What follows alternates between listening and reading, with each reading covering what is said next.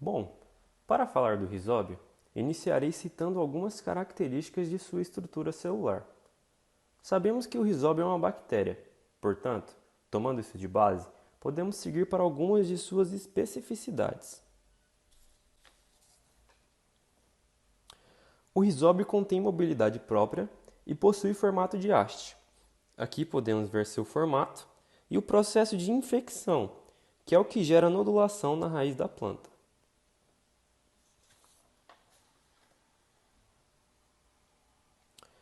O risóbio é uma bactéria gram-negativa, ou seja, ele dispõe de uma parede de peptidoglicano mais fina, que não retém a coloração violeta durante o processo de coloração de Gram, que é um método para identificar as bactérias em um microscópio óptico.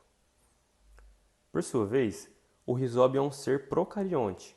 Desse modo, não apresenta carioteca, que é a membrana que recobre e compartimentaliza o núcleo, próprio das células eucariontes.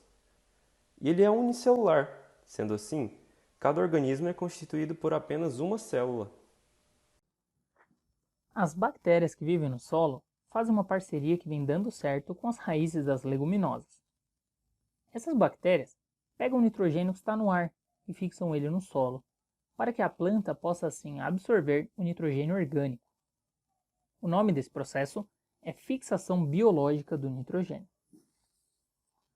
Essa parceria forma nódulos nas raízes das plantas, que são verdadeiras fábricas de fertilizantes nitrogenados naturais. Como é bem sabido, as leguminosas têm muita proteína. O grão de soja, por exemplo, é composto por 40% de proteínas em média. Bom, e como fazer a inoculação dessas bactérias nas plantas? A inoculação é bem simples. Primeiro, precisamos do inoculante, material que contém as bactérias.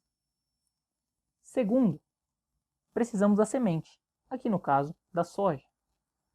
E por último, algo para poder misturar os dois e permitir que as bactérias fiquem aderidas na superfície das sementes que serão plantadas. Utiliza-se aqui uma betoneira. E qual é o benefício do produtor com todo esse processo? Em primeiro lugar, o custo, que cabe bem no bolso.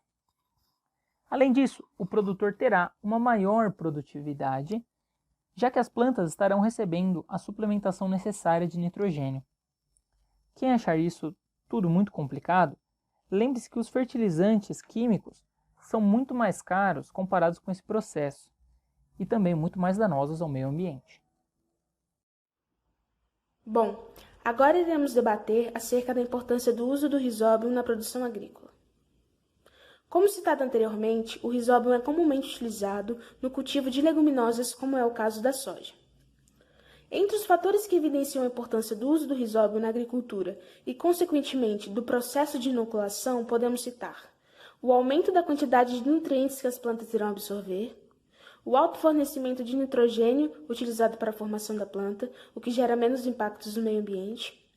Além disso, o risóbio estimula o aumento da densidade de pelos radiculares, da taxa de aparecimento de raízes secundárias e da superfície radicular da planta, o que faz com que a mesma tenha maior absorção de água e de nutrientes. Além disso, esse processo melhora as propriedades físicas, químicas e biológicas do solo, evitando que o mesmo fique desgastado, como mostrado na imagem. Ao final do processo de inoculação, o produtor fará menor uso de adubos azotados e terá um aumento em sua produtividade, o que consequentemente lhe trará maiores lucros ao final da colheita. Nessa imagem, podemos observar a diferença de uma planta que foi inoculada e uma que não foi inoculada. É evidente maior evolução da planta que foi inoculada, o que nos faz concluir que o processo de inoculação e o uso do risóbio na agricultura traz grandes benefícios. Bom, agora irei falar da interação do risóbio com outros organismos, que, como citado anteriormente, esses outros organismos seriam, no caso, as leguminosas, como, por exemplo, a soja. Essa interação está diretamente relacionada com a fixação do nitrogênio e é denominada de simbiose, uma vez que ambos os organismos dependem dessa interação para sua sobrevivência, como podemos ver aqui nessa imagem, em que os nódulos do risóbio estão presentes nas raízes dessa planta. E bom, a infecção ela irá ocorrer a partir do momento em que houver um contato dessas bactérias com os pelos radiculares, que ficam nas raízes secundárias da planta da soja, por exemplo. Esses bacterióides irão liberar compostos químicos que vão estimular os pelos radiculares a aprisionarem esses bacterióides, assim havendo a formação do nódulo e de um canal com mais bacterióides que posteriormente ficará ativo.